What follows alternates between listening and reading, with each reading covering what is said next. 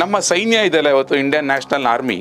ಈ Indian national ಆರ್ಮಿಯ ಸಂಸ್ಥಾಪಕರು Subhash Chandra ಬೋಸೆ ಆದರೂನು ಅದರ ಹಿಂದಿನ ಒಂದು ಕಲ್ಪನೆ ವೀರ್ ಸಾವರ್ಕರ್. ಭಾರತದಲ್ಲಿ ಇಂಡಿಯನ್ ಆರ್ಮ್ಸ್ ಆಕ್ಟ್ ಇದೆಯಲ್ಲ ಅದು ಪ್ರೋಗ್ರೆಸ್ ಅಲ್ಲಿ ಇರುತ್ತೆ. ಸೊ ನೀವು ಯಾರಿಗೂ ಅಷ್ಟು ಸುಲಭವಾಗಿ ನಿಮಗೆ ತರಬೇತಿ ಕೊಡ್ಲಿಕ್ಕೆ ಆಗೋದಿಲ್ಲ.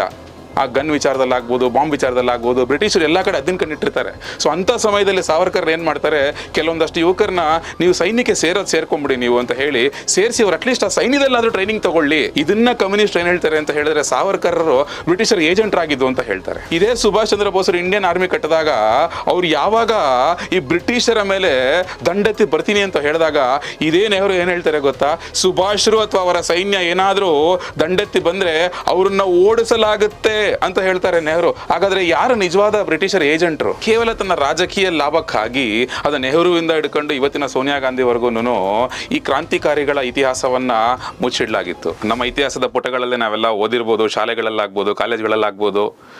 ಒಂದು ಅಂಶವನ್ನು ಪ್ರಮುಖವಾಗಿ ನಾವು ಗಮನಿಸಬೇಕಲ್ಲಿ, ಕೇವಲ ಅಹಿಂಸೆಯಿಂದ ಮಾತ್ರ ಸ್ವಾತಂತ್ರ್ಯ ಬಂತು ಅಂತ ಹೇಳಿದ್ರು. ಆದರೆ ಪ್ಯಾರಲಲ್ಲಿ ಯಾವ ಕ್ರಾಂತಿಕಾರಿಗಳು ನಮ್ಮ ಸ್ವತಂತ್ರಕ್ಕೋಸ್ಕರ ಹೋರಾಡಿದ್ರಲ್ಲ, ಅವರ ಇತಿಹಾಸವನ್ನು ಈ ಹುದುಗಿಡಿಸುವಂಥ ಒಂದು ಬೃಹತ್ ಮಟ್ಟದ ಒಂದು ಷಡ್ಯಂತ್ರವನ್ನು ಈ ನಮ್ಮ ಕಮ್ಯುನಿಸ್ಟ್ ಇತಿಹಾಸಕಾರರು ಅಥವಾ ಕಾಂಗ್ರೆಸ್ ಪಕ್ಷ ಮಾಡ್ತಾ ಬಂತು. ಕಾರಣ ಇಷ್ಟೇ, ಕೇವಲ ತನ್ನ ರಾಜಕೀಯ ಲಾಭಕ್ಕಾಗಿ ಅದು ನೆಹರುವಿಂದ ಹಿಡ್ಕೊಂಡು ಇವತ್ತಿನ ಸೋನಿಯಾ ಗಾಂಧಿವರೆಗೂ ಈ ಕ್ರಾಂತಿಕಾರಿಗಳ ಇತಿಹಾಸವನ್ನು ಮುಚ್ಚಿಡ್ಲಾಗಿತ್ತು. ಆ ಕ್ರಾಂತಿಕಾರಿಗಳ ಪಟ್ಟಿಯಲ್ಲಿ ಮೊಟ್ಟ ಮೊದಲನೇ ಸ್ಥಾನದಲ್ಲಿ ಅಥವಾ ಟಾಪ್ 5 ನಿಲ್ಲುವಂಥ ವ್ಯಕ್ತಿ ಅಂತ ಹೇಳಿದ್ರೆ ವೀರ್ ಸಾವರ್ಕರ್. ಸೊ ಈ ವೀರ್ ಸಾವರ್ಕರ್ ವಿಚಾರವಾಗಿ ಪ್ರತಿಯೊಂದು ವರ್ಷನೂ ಆಗ್ಬೋದು, ಪ್ರತಿಯೊಂದು ತಿಂಗಳು ಆಗ್ಬೋದು, ಪ್ರತಿಯೊಂದು ದಿನಾನೂ ಆಗ್ಬೋದು, ಅಥವಾ ಯಾವುದೇ ಒಂದು ಒಕೇಶನ್ಗಳಲ್ಲಾಗ್ಬೋದು, ಈ ಒಂದು ಕೆಟ್ಟದಾಗಿ ಬಿಂಬಿಸುವಂಥ ಒಂದು ಪ್ರಯತ್ನವನ್ನು ಆಗ್ಲಿಂದನೂ ಮಾಡ್ಕೊಳ್ತಾ ಬಂದರು. ಕಾರಣ ಇಷ್ಟೇ, ಅವರೊಬ್ಬ ಕ್ರಾಂತಿಕಾರಿಯಾಗಿ ತನ್ನ ಇಡೀ ಜೀವನವನ್ನೇ ಸ್ವತಂತ್ರಕ್ಕೋಸ್ಕರ ಮುಡುಪಾಗಿಟ್ರು. ಬಟ್ ಇವ್ರು ಯಾರು ಆ ರೀತಿ ಮಾಡಲಿಲ್ಲ. ಹಾಗಾದರೆ ಈ ಸಾವರ್ಕರ್ ಅವರು ಈ ಸುಭಾಷ್ ಚಂದ್ರ ಬೋಸರ ಜೊತೆಗೆ ಸೇರಿಕೊಂಡು ಮಾಡಿದಂತಹ ಒಂದು ಈ ಹೋರಾಟ ಇದೆಯಲ್ಲ, ಈ ಹೋರಾಟದ ಬಗ್ಗೆ ನಿಜವಾಗ್ಲೂ ನಾವೆಲ್ಲ ತಿಳ್ಕೊಳ್ಳೇಬೇಕು. ನಮ್ಮ ಸೈನ್ಯ ಇದೆಯಲ್ಲ ಇವತ್ತು ಇಂಡಿಯನ್ ನ್ಯಾಷನಲ್ ಆರ್ಮಿ, ಈ ಇಂಡಿಯನ್ ನ್ಯಾಷನಲ್ ಆರ್ಮಿಯ ಸಂಸ್ಥಾಪಕರು ಸುಭಾಷ್ ಚಂದ್ರ ಬೋಸೆ ಆದರೂನು ಅದರ ಹಿಂದಿನ ಒಂದು ಕಲ್ಪನೆ, ಒಂದು ಪ್ಲಾನ್ ಇತ್ತಲ್ಲ, ಒಂದು ಯೋಜನೆ ಇತ್ತಲ್ಲ, ಅಲ್ಲಿದ್ದಿದ್ದು ವೀರ್ ಸಾವರ್ಕರ್. 1940ರಲ್ಲಿ ಸುಭಾಷ್ರು ಬಂಗಾಳದಿಂದ ಸಾವರ್ಕರ್ರ ಬಳಿ ಬಂದು ತಾವೊಂದು ಹೋರಾಟ ಮಾಡಬೇಕಾಗಿರೋದಾಗಿ ಹೇಳ್ತಾರೆ.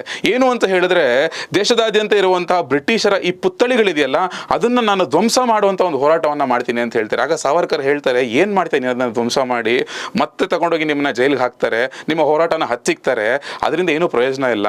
ಅದರ ಬದಲು ನೀನು ಏನು ಮಾಡು ಅಂತ ಹೇಳಿದ್ರೆ, ಇಟಲಿ, ಜರ್ಮನಿಗೆ ಹೋಗಿ ಅಲ್ಲಿ ಯುದ್ಧ ಕೈದಿಗಳಾಗಿರುವಂತಹ ನಮ್ಮ ಭಾರತೀಯರನ್ನ ನೀನು ಸಂಘಟನೆ ಮಾಡಿ ಒಂದು ಕ್ರಾಂತಿಕಾರಿ ಸೈನ್ಯವನ್ನು ಕೊಟ್ಟು, ಈ ವರ್ಷಾಂತ್ಯದಲ್ಲಿ ಜಪಾನ್ ಕೂಡ 2ನೇ ಮಹಾಯುದ್ಧಕ್ಕೆ ಭಾಗಿಯಾಗಲಿದೆ. ಸೊ ನೀನು ಅವ್ರನ್ನೆಲ್ಲ ಬಳಸ್ಕೊಂಡು ಭಾರತದ ಮೇಲೆ ದಂಡೆತ್ತಿ ಬಂದು ಆಗ ಬ್ರಿಟಿಷರನ್ನ ಓಡಿಸು ನೀನು. ಸೊ ಬ್ರಿಟಿಷರ ಸಂಕೋಲೆಗಳಿಂದ ಭಾರತ ಮಾತೆಯನ್ನು ನೀನು ಆಗ ಮುಕ್ತ ಮಾಡುವಂತ ಒಂದು ಯೋಜನೆಯನ್ನ ಸುಭಾಷರ ಬಳಿ ಚರ್ಚಿಸ್ತಾರೆ. ಸುಭಾಷ್ರಿಗೆ ಆಶ್ಚರ್ಯ ಆಗುತ್ತೆ, ಏನಾಯ್ತು ಇದು ಅಂತ ಹೇಳಿ.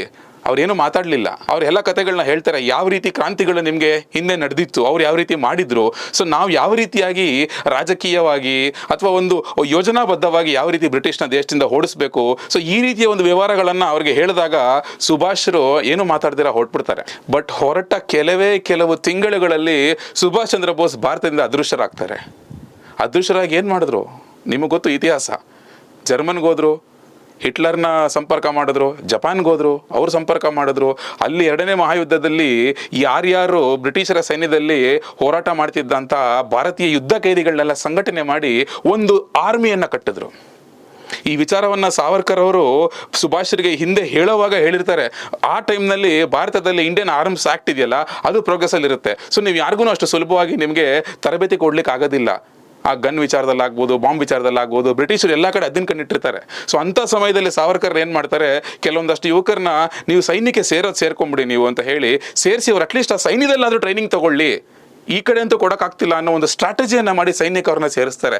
ಇದನ್ನ ಕಮ್ಯುನಿಸ್ಟ್ ಏನು ಹೇಳ್ತಾರೆ ಅಂತ ಹೇಳಿದ್ರೆ, ಸಾವರ್ಕರ್ರು ಬ್ರಿಟಿಷರ್ ಏಜೆಂಟ್ ಆಗಿದ್ದು ಅಂತ ಹೇಳ್ತಾರೆ. ಇದಾದ ನಂತರದಲ್ಲಿ ಇದೇ ಸುಭಾಷ್ ಚಂದ್ರ ಬೋಸರು ಇಂಡಿಯನ್ ಆರ್ಮಿ ಕಟ್ಟಿದಾಗ ಅವ್ರು ಯಾವಾಗ ಈ ಬ್ರಿಟಿಷರ ಮೇಲೆ ದಂಡೆತ್ತಿ ಬರ್ತೀನಿ ಅಂತ ಹೇಳಿದಾಗ ಇದೇ ನೆಹರು ಏನು ಹೇಳ್ತಾರೆ ಗೊತ್ತಾ, ಸುಭಾಷ್ರು ಅಥವಾ ಅವರ ಸೈನ್ಯ ಏನಾದರೂ ದಂಡೆತ್ತಿ ಬಂದ್ರೆ ಅವ್ರನ್ನ ಓಡಿಸಲಾಗುತ್ತೆ ಅಂತ ಹೇಳ್ತಾರೆ ನೆಹರು. ಹಾಗಾದ್ರೆ ಯಾರು ನಿಜವಾದ ಬ್ರಿಟಿಷರ್ ಏಜೆಂಟ್ರು, ನೆಹರುನಾ ಸಾವರ್ಕರ್? ಈ ವಿಚಾರದಲ್ಲಿ ಸೈನಿಕರಿಗೆ ಒಂದು ತರಬೇತಿ ಕೊಡೋದು ಮಾಡೋಕ್ಕೋಸ್ಕರ ಅವ್ರನ್ನ ರೆಕ್ರೂಟ್ ಮಾಡಿದಂತ ಸಾವರ್ಕರ್ನವ್ರ ಏಜೆಂಟ್ ಅಂತ ಹೇಳಿದ್ರೆ, ಭಾರತದ ಮೇಲೆ ಸುಭಾಷ್ ಚಂದ್ರ ಬೋಸರು ಬ್ರಿಟಿಷರ್ನ ಓಡಿಸ್ಲಿಕ್ಕೆ ದಂಡೆತ್ತಿ ಬಂದಾಗ ಅವ್ನ ಅರೆಸ್ಟ್ ಮಾಡ್ತೀವಿ ಅಂತ ಹೇಳ್ತಾರಲ್ಲ, ನೆಹರು ನಿಜವಾದ ಏಜೆಂಟ್ ಅಲ್ವಾ ಹಾಗಾದ್ರೆ? ಈ ಪ್ರಶ್ನೆಗಳನ್ನೆಲ್ಲ ಕೇಳಬೇಕಾಗತ್ತಲ್ಲ.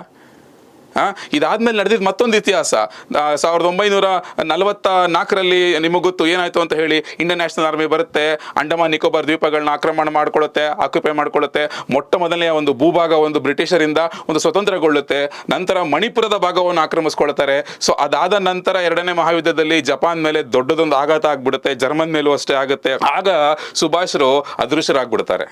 ಸುಭಾಷರು ಅದೃಷ್ಟರಾದ್ರೂ ಅಷ್ಟೇ ನೆಹರು ಸುಮ್ಮನೆ ಕೂತ್ಕೊಳ್ಳೋದಿಲ್ಲ. 46ರಲ್ಲಿ ಯಾವ ನಮ್ಮ ಯುದ್ಧ ಕೈದಿಗಳು ಇಂಡಿಯನ್ ನ್ಯಾಷನಲ್ ಆರ್ಮಿನಲ್ಲಿ ಜಾಯ್ನ್ ಆಗಿ ಅವರು ಭಾರತದಲ್ಲಿ ವಾಪಸ್ ಬಂದಿದ್ರಲ್ಲ, ಸೊ ಅವ್ರು ಎಲ್ಲರೂ ಸಹ ಪ್ರತಿಭಟನೆಗಿಳಿತಾರೆ ಬ್ರಿಟಿಷರ ವಿರುದ್ಧ. ಅಂಬಾಲಾ, ಕಲ್ಕತ್ತಾ, ಮದ್ರಾಸ್, ಚಂಡೀಗಢ, ಪ್ರತಿಯೊಂದು ಜಾಗಗಳಲ್ಲೂ ಪ್ರತಿಭಟನೆಗಳು ನಡೆಯುತ್ತೆ.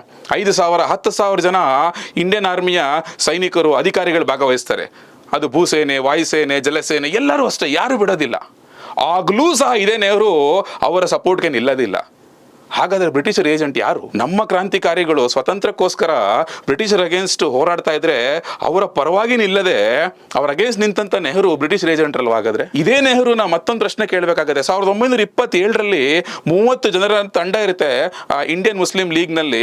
ಅದರ ನೇತೃತ್ವ ವಹಿಸಿಕೊಂಡಂತ ಮೊಹಮ್ಮದ್ ಅಲಿ ಜಿನ್ನಾ ಈ ಭಾರತ ವಿಭಜನೆಯ ಒಂದು ಕಲ್ಪನೆಯ ಒಂದು 4 ಕಂಡೀಷನ್ಗಳನ್ನ ಹಾಕ್ತಾರೆ, ಏನೇನ್ ಮಾಡಬೇಕು ಅಂತ ಹೇಳಿ. ಅದು ಬಂಗಾಳ, ಪಂಜಾಬ್ ಪ್ರಾಂತ್ಯದ ವಿಭಜನೆ ಆಗ್ಬೋದು, ಬಲೂಚಿಸ್ತಾನಕ್ಕೆ ಬೇಕಾದಂತಹ ಬೇರೆಯದ್ದೇ ಒಂದು ಗವರ್ನರ್ ಆಡಳಿತ ಆಗ್ಬೋದು, ಮತ್ತೆ ಮುಂಬೈ ಪ್ರಾಂತ್ಯದಿಂದ ಸಿಂಧನ ಬೇರ್ಪಡಿಸುವಂತಹ ಒಂದು ಕಂಡೀಷನ್ ಆಗ್ಬೋದು, ಮತ್ತೆ ತಿರ್ಗಾ 1/3 ರೆಪ್ರೆಸೆಂಟೇಷನ್ ಆಗ್ಬೋದು ಮುಸಲ್ಮಾನರಿಗೆ. ಸೊ ಈ ಕಂಡೀಷನ್ ಗಳನ್ನ ಹಾಕಿದಾಗ ನೆಹರು ಯಾವುದಕ್ಕೂ ವಿರೋಧ ಮಾಡೋದಿಲ್ಲ, ಎಕ್ಸೆಪ್ಟ್ ಲಾಸ್ಟ್ ಕಂಡೀಷನ್. ಬಾಕಿ 3 ಕಂಡೀಷನ್ಗೂ ಚಾಚು ಚಬ್ದ ಓಕೆ ಅಂತ ಹೇಳ್ಬಿಡ್ತಾರೆ. ಹಾಗಾದ್ರೆ ನೀವು ಸಾವರ್ಕರ್ನ ಏಜೆಂಟು ಹೇಳಿ ಅನ್ನೋದಾದ್ರೆ ಈ ವಿಚಾರದಲ್ಲಿ ನೆಹರು ಏನಂತ ಕರಿಬೇಕು ನೀವು? ಈ ಪ್ರಶ್ನೆಗಳೆಲ್ಲ ಉದ್ಭವ ಆಗುತ್ತಲ್ಲ. ಸೊ ಇದಾದ ನಂತರ ಭಾರತ ಸ್ವತಂತ್ರಗೊಳ್ಳುತ್ತೆ. ಸ್ವತಂತ್ರ ನಂತರನೂ ಅಷ್ಟೇ ನೋಡಿ, ನೀವು ಯಾವ ಮಟ್ಟದ ಒಂದು ನೀತಿಗಳನ್ನ ಭಾರತೀಯ ಸೈನ್ಯದಲ್ಲಿ ತರಲಾಯಿತು ಅಂತ ಹೇಳಿದ್ರೆ, ಇಡೀ ಜಗತ್ತೇನೆ ಸೈನ್ಯ ಸಶಕ್ತೀಕರಣದ ಕಡೆ ಹೋಗ್ತಾ ಇದ್ರೆ ಜವಾಹರ್ಲಾಲ್ ನೆಹರು ಮತ್ತು ಕಾಂಗ್ರೆಸ್ ಸರ್ಕಾರ ಸೈನ್ಯ ನಿಶಕ್ತೀಕರಣ ಪಾಲಿಸಿ ಕಡೆ ಹೋಗುತ್ತೆ. ಆದಷ್ಟು ಯುದ್ಧ ಸಾಮಗ್ರಿಗಳನ್ನ ಕಡಿಮೆ ಮಾಡಬೇಕು, ನಾವು ಶಾಂತಿಯುತವಾಗಿರ್ಬೇಕು, ಇಂಡಿಯಾ ಚೈನಾ ಬಾಯ್ ಅಂತ ಹೇಳಿ ಹೆಗಲ್ ಮೇಲೆ ಕೈ ಹಾಕೊಂಡು ಹೋಗ್ತಾರೆ. 1953ರಲ್ಲೂ ಅಷ್ಟೇ ಇದೇ ವಿಚಾರವಾಗಿ ಟಿಬೆಟ್ನ ದೊಡ್ಡ ಭೂಭಾಗವನ್ನ ಚೈನಾ ಆಕ್ರಮಿಸಿಕೊಂಡಾಗ ನೆಹರು ವಿರೋಧ ಪಡಿಸೋದೇ ಇಲ್ಲ. 54ರಿಂದಲೂ ಅಷ್ಟೇ ಎಲ್ಲರೂ ಎಚ್ಚರಿಕೆ ಕೊಳ್ಳಕ್ ಬರ್ತಾರೆ ನೆಹರುಗೆ, ನೀವು ಚೈನಾನ ನಂಬಬೇಡಿ, ಅವ್ರ ಆಕ್ರಮಣಕಾರಿ ನೀತಿಯಿಂದ ಆಕ್ರಮಿಸ್ಕೊಳ್ತಾ ಇದ್ದಾರೆ, ಯುದ್ಧಕ್ಕೆ ಬರ್ತಾರೆ ಅಂತ ಹೇಳಿ. ಕೇರೇ ಮಾಡೋದಿಲ್ಲ. ಓಪನ್ ಆಗಿ ಲೋಕಸಭೆಯಲ್ಲಿ ಹೇಳ್ತಾರೆ, ಅವ್ರು ಯಾರು ನಮ್ಮ ಮೇಲೆ ಯುದ್ಧ ಮಾಡಲ್ಲ ಯಾವತ್ತೂ, ನಾವು ಆರಾಮಾಗಿದ್ದೀವಿ, ಯಾವ ಯುದ್ಧಕ್ಕೂ ನಾವು ಶ್ರದ್ಧಾಗೋದು ಬೇಡ ಅಂತ ಹೇಳ್ಬಿಟ್ಟು. ಇದೇ ಜವಾಹರ್ಲಾಲ್ ನೆಹರು ಅವರು ಹೇಳಿದ 6 ರಿಂದ 8 ತಿಂಗಳಿಗೆ ಇದೇ ಚೈನಾ ಲಡಾಖ್ ಮೂಲಕ ಭಾರತದ ಮೇಲೆ ಆಕ್ರಮಣ ಮಾಡುತ್ತೆ 1962ರಲ್ಲಿ. ಇವರ ಸೈನ್ಯ ನಿಶಕ್ತೀಕರಣ ಪಾಲಿಸಿಯಿಂದ ಸೈನ್ಯದಲ್ಲಿ ಸರಿಯಾದ ಯುದ್ಧ ಸಾಮಗ್ರಿಗಳೇ ಇರಲ್ಲ, ನಮ್ಮ ಸೈನಿಕರಿಗೆ ಹಾಕೋದಕ್ಕೆ ಸರಿಯಾಗಿ ಶೂಸೇ ಇರಲ್ಲ. ನಮ್ಮ ಸೈನಿಕರಲ್ಲಿ ಹಿಮಾಲಯ ತಪ್ಪಲಿನಲ್ಲಿ ತಮ್ಮ ಪ್ರಾಣ ಅರ್ಪಿಸ್ಕೊಳ್ತಾರೆ. ಇದು ನೆಹರು ಮಾಡಿದಂತಹ ಒಂದು ಬ್ಲಂಡರ್. ನೀವು ಸಾವರ್ಕರ್ನ ಹೇಳಿ ಅನ್ನೋದಾದ್ರೆ ನಮ್ಮ ಸೈನ್ಯನ ನಿಶಕ್ತೀಕರಣ ಮಾಡಿದಂತಹ ನೆಹರುನ ಏನಂತ ಕರಿಬೇಕು? ನಿಶಕ್ತೀಕರಣ ಮಾಡಿ ಆ ಒಂದು ಯುದ್ಧದಿಂದ 1000 ಚದರ ಕಿಲೋಮೀಟರ್ಗಳ ಭೂಭಾಗವನ್ನ ಕಳ್ಕೊಂಡ್ವಲ್ಲ ನಾವು, ಅವ್ರನ್ನ ಏನಂತ ಕರಿಬೇಕು? ಇಡೀ ಬ್ರಿಟಿಷರ ವಿರುದ್ಧ ಹೋರಾಡ್ಲಿಕ್ಕೆ ಒಂದು ಕ್ರಾಂತಿಕಾರಿ ಸೈನ್ಯವನ್ನು ಕಟ್ಟಿದ ಸಾವರ್ಕರ್ಗೆ ಹೇಡಿ ಪಟ್ಟ 1000 ಚದರ ಕಿಲೋಮೀಟರ್ಗಳ ಭೂಭಾಗವನ್ನ ಕಳ್ಕೊಂಡು ಸೈನ್ಯವನ್ನ ನಿಶಕ್ತೀಕರಣ ನೀತಿಗೆ ಒಳಪಡಿಸಿದಂತಹ ನೆಹರುಗೆ ನಾಯಕನ ಪಟ್ಟ. ಈ ಪ್ರಶ್ನೆಗಳು ಉದ್ಭವ ಆಗುತ್ತೆ. 62ರ ಯುದ್ಧದಲ್ಲೂ ಅಷ್ಟೇ ಇದನ್ನೆಲ್ಲ ಯಾರು ಮಾಡಿದ್ದು? ಕಮ್ಯುನಿಸ್ಟ್ರು. ಈ ಕಮ್ಯುನಿಸ್ಟ್ರು ಸಾವರ್ಕರ್ ಬಗ್ಗೆ ಮಾತಾಡ್ತಾರೆ. 62ರ ಯುದ್ಧದ ಸಮಯದಲ್ಲಿ ಅಮೆರಿಕ ನಮ್ಮ ಸಹಾಯಕ್ಕೆ ಅಂತ ಹೇಳಿ ಯುದ್ಧ ಸಾಮಗ್ರಿಗಳನ್ನ ಕಳಿಸಿದಾಗ ಇದೇ ಏರ್ಕ್ರಾಫ್ಟ್ ಕಲ್ಕತ್ತಾ ಏರ್ಪೋರ್ಟ್ ನಲ್ಲಿ ಲ್ಯಾಂಡ್ ಆದಾಗ ಅದರಲ್ಲಿ ಇದ್ದಂತ ಯುದ್ಧ ಸಾಮಗ್ರಿಗಳನ್ನ ಅನ್ಲೋಡ್ ಮಾಡ್ಲಿಕ್ಕೆ ಬಿಡಲ್ಲ, ವಾರಗಟ್ಲೆ ಸ್ಟ್ರೈಕ್ ಮಾಡಿಸ್ತಾರೆ. ಅಲ್ಲಿ ಗಡಿಯಲ್ಲಿ ನಮ್ಮ ಯೋಧರು ದಿನಾ ಬೆಳಗ್ಗೆ ಅದರ ಪ್ರಾಣ ತೆತ್ತಾ ಇರ್ತಾರೆ. ಸೊ ಈ ತರ ಕಮ್ಯುನಿಸ್ಟ್ರು ದೇಶ ವಿರೋಧಿ ಚಟುವಟಿಕೆಗಳಲ್ಲಿ ತೊಡಗಿದ್ದಂಥವ್ರು ಸಾವರ್ಕರ್ನ ಹೇಳಿ ಅಂತ ಕರೀತಾರೆ. ಸೊ ಇಲ್ಲಿ ಅರ್ಥ ಮಾಡ್ಕೊಳ್ಬೇಕಾಗಿರೋದು, ಇವತ್ತು ನಮ್ಮ ಇಂಡಿಯನ್ ನ್ಯಾಷನಲ್ ಆರ್ಮಿ ಏನಿದೆ ಅಲ್ಲ, ಈ ಇಂಡಿಯನ್ ನ್ಯಾಷನಲ್ ಆರ್ಮಿಯ ಸಂಸ್ಥಾಪಕರು ಸುಭಾಷ್ ಚಂದ್ರ ಬೋಸರು, ಜೊತೆಗೆ ಆ ಒಂದು ಕಲ್ಪನೆಯನ್ನ ಯೋಜನೆಯನ್ನ ಸುಭಾಷ್ ಚಂದ್ರ ಬೋಸರಿಗೆ ಹೇಳಿದ್ದು ಕ್ರಾಂತಿಕಾರಿ ವೀರ ಸಾವರ್ಕರ್. ಈ ವಿಷಯನ ನಾವು ಯಾವತ್ತೂ ಮರಿಬಾರ್ದು. ಅವ್ರ ಬಗ್ಗೆ 1000 ನೆಗೆಟಿವ್ ಹೇಳ್ಬೋದು, 1000 ಕೆಟ್ಟದಾಗಿ ಮಾತಾಡ್ಬೋದು, ಬಟ್ ನಾವಿವತ್ತು ಒಂದು ಭಾರತೀಯ ಒಂದು ಸದೃಢ ಸೈನ್ಯವನ್ನ ಇಟ್ಕೊಂಡಿದ್ದೀವಿ.